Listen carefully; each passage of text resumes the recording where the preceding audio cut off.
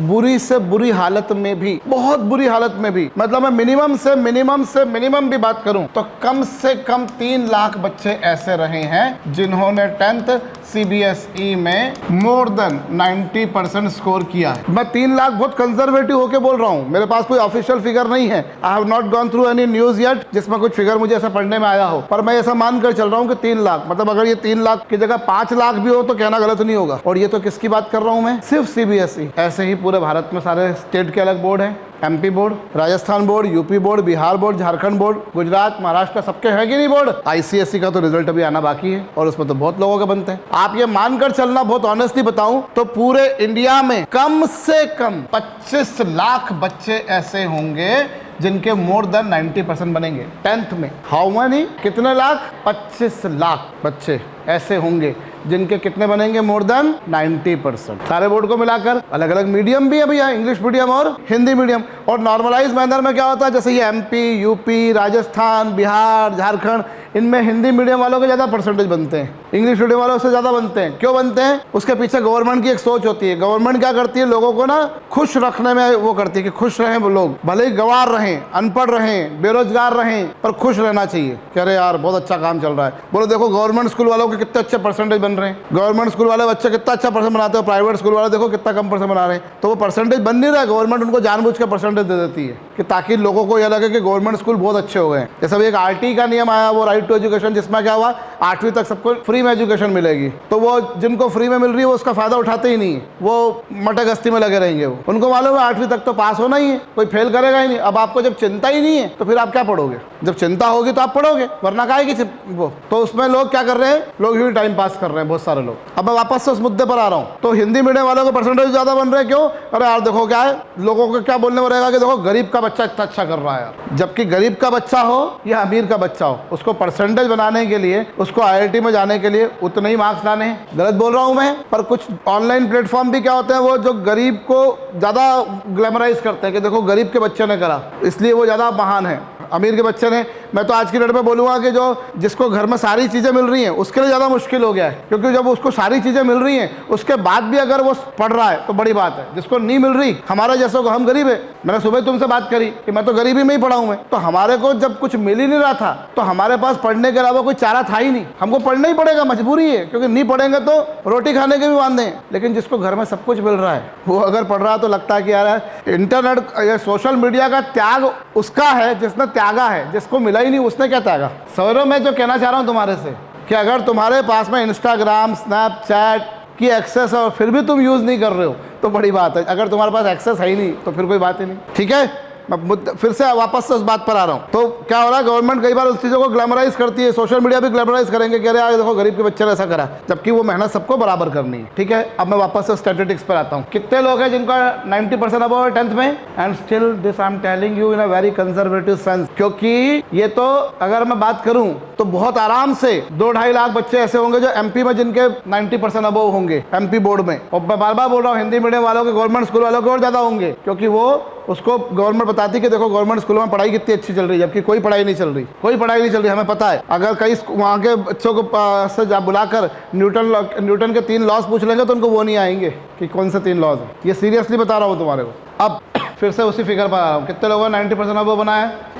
IIT की सीटें पता है कितनी हैं? 13,000 सीटें हैं IIT की। जनरल, SC, ST, OBC सब मिलाकर कितनी सीटें हैं? 13,000। मैं 15,000 मान लेता हूँ, मैं और बोलता हूँ चलो 20,000। और सारे NITs जो JEE के थ्रू जिनमें एडमिशन मिलता है उनकी सीटें कितनी हैं? मतलब मैं बहुत फ्रीली भी अगर बात बोलूँ, मतलब मैं बहुत ज़्यादा ही खुला हो जाऊँ तो 1 लाख सीटें होंगी। किसमें?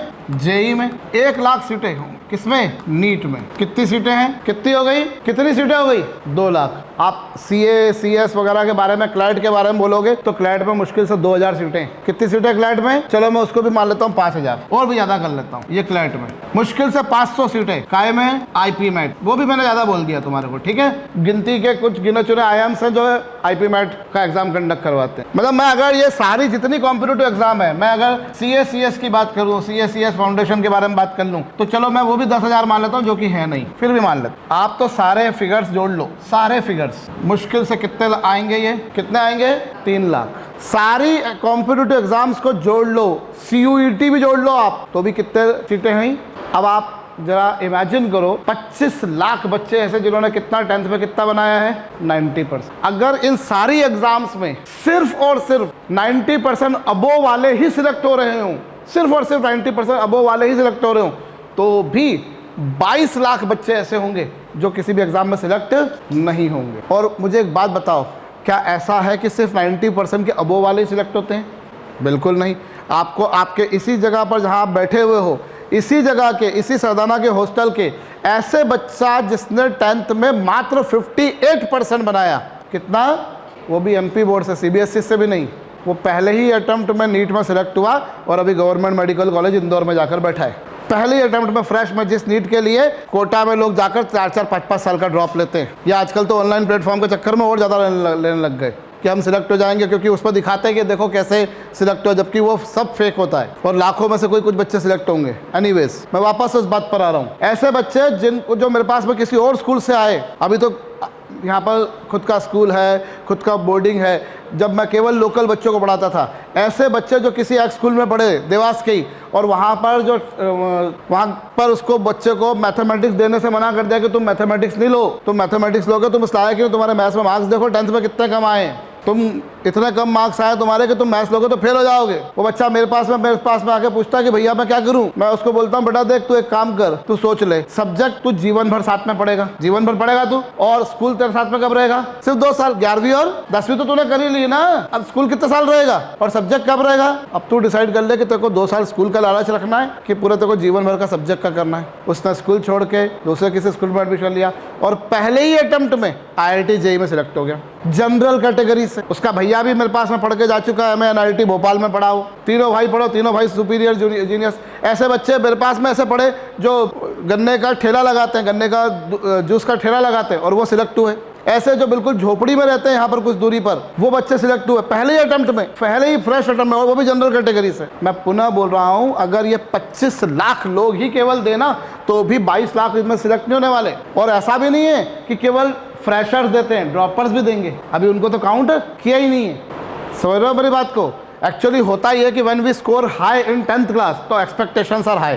पेरेंट्स को लगता है कि सब चीज़ें बहुत आसान हो गई, हमारा बच्चा बहुत होशियार है, उसने परसेंटेज बहुत अच्छा बना दिया, ठीक है, उसमें परसेंटेज बहुत अच्छा बना दिया। लेकिन एक ईमानदारी वाली बात बता रहा हूँ, उस समय के परसेंटेज जब पेरेंट्स ने पढ़ाई करी थी और आज जो परसेंटेज है, दोनों में अंतर है। सेम परसेंटेज लाने के लिए मैं उदाहरण के तौर पर बताता हूँ, मेरा परसेंटेज एग्जैक्टली वही है 10th में जो मेरे बेटे का है, एक भी मार्क का अंतर नहीं है, एग्जैक्टली सेम।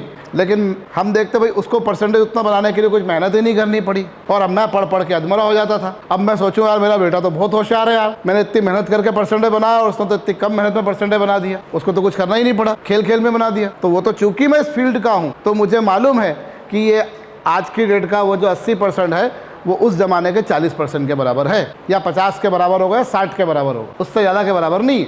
ऐसे कई सारे बच्चे जो डमी करते, जैसे उस दिन बात चल रही थी हमारी वो डमी वगैरह के बारे में, ऐसे कई सारे बच्चे, मैं इस देवास शहर की बात बताता हूं तुम्हारे को, देवास शहर के ऐसे कम से कम 100 बच्चे होंगे, कम से कम 100 बच्चे जो डमी करे और सो कॉल्ड किसी कोचिंग इंस्टीट्यूशन को ज्वाइन किया, और अभी 12th MP बोर्ड का रिजल्ट आ चुका है, पता होगा तुम्हारे को, 12th MP बोर्ड का रिजल्ट आ चुका है, और उन्होंने डमी करके, उनके पेरेंट्स बोले डमी करके हम बच्चों को पढ़ाएंगे, इधर पढ़ाएंगे, वो पढ़ाएंगे, फलाना ढिमकाना, और वो बच्चे 12th में फिजिक्स केमिस्ट्री मैथ्स में फेल हो गए, फिजिक्स केमिस्ट्री बायो में फेल हो गए। ऐसी कौन सी IIT की तैयारी कर रहे हो, ऐसी कौन सी नीट की तैयारी कर रहे हो, ऐसी कौन सी NDA की तैयारी कर रहे हो जो तुम 12वीं में फेल हो रहे हो, और फेल भी हिंदी इंग्लिश में नहीं हुए, फिजिक्स केमिस्ट्री मैथ्स। जब हमने हॉस्टल की पहली बैच लॉन्च करी यहाँ पर, मेरे पास में एक बच्चा आया जिसको 10th में 10 CGPA, उस समय ना CGPA बनता था, एक टाइम था बीच में CBSE ने ना, आप तो पैदा भी नहीं हुआ होगा मेरे ख्याल से, आप लगभग स्कूल में एंट्री हुई होगी आपकी, I am talking about almost 14-15 साल पुरानी बात बता रहा हूँ मैं, तब तुम लगभग पैदा हो ही गए होगे, पर